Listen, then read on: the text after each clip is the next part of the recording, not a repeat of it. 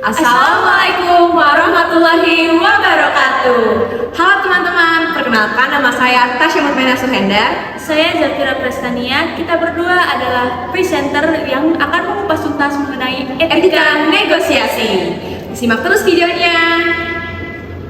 Seorang manajer keuangan sedang mencari jalan keluar terkait permasalahan karyawan yang menuntut bonus akhir tahun cepat dicairkan. Namun, karena perusahaan dalam kondisi tidak baik, maka dari itu pihak manajer keuangan melakukan rapat dan bernegosiasi pada pemimpin. Bu, sudah sepakat pegawai kami mau bekerja dan memilih demo menanyakan turunnya bonus akhir tahun ini. Bagaimana kalau kita melakukan beberapa penawaran ke para pegawai? Penawaran bagaimana ya, Bu? Saya mempunyai beberapa opsi untuk menyelesaikan masalah ini. Bagaimana jika kita memberikan bonus mereka dengan jangka waktu 3 bulan lagi dan setengah dari gaji mereka? Tapi apa itu dapat diterima para pegawai, Bu? Seperti yang kita tahu kan setiap bulan Desember para pegawai sudah menerima bonus dengan nominal 2 kali gaji, Bu. Mengapa sekarang jarak nominal lumayan jauh? Perusahaan membutuhkan banyak dana dan kita sedang kekurangan dana.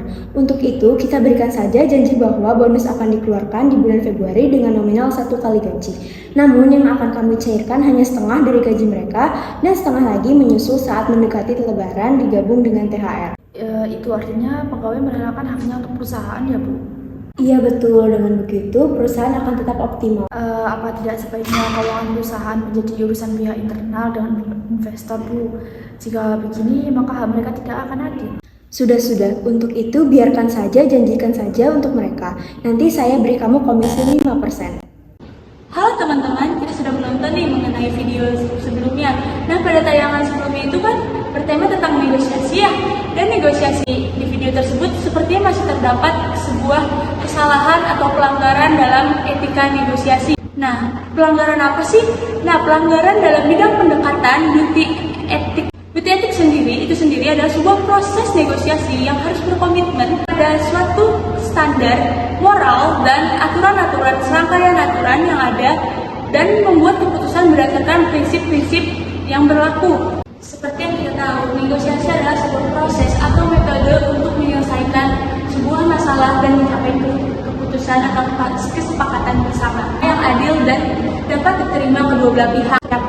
Mungkin adanya perdebatan dan perbedaan pendapat yang harus kita diskusikan, tetapi dengan adanya komunikasi ini itu akan bisa diselesaikan. Dan pada negosiasi ini juga kita harus bisa berpikir menang-menang dan tidak hanya mementingkan kepentingan diri sendiri. Kalian tahu nggak sih ada berapa pendekatan dalam etika negosiasi? Sini aku kasih tahu.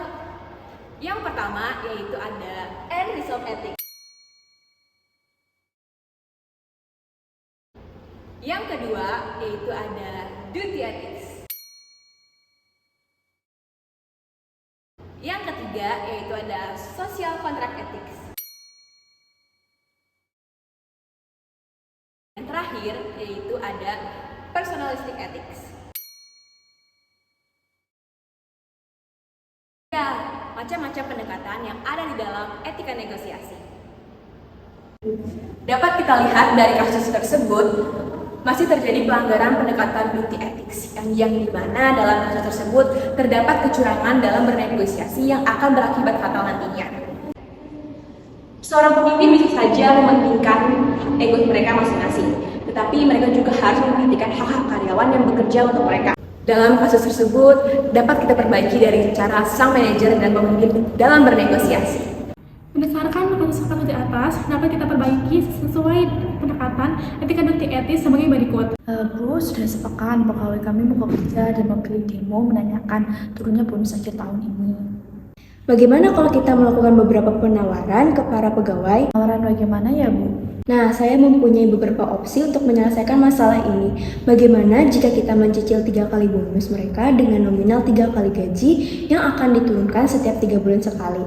Atau tetap diberikan sekali bayar namun hanya 1 kali gaji. Kebetulan keuangan perusahaan sedang bermasalah dan kami sedang menyusun jadwal untuk rapat dengan para investor dan pemegang saham. Sambil menunggu itu, kita melakukan beberapa penawaran dengan karyawan kantor dahulu. Bagaimana?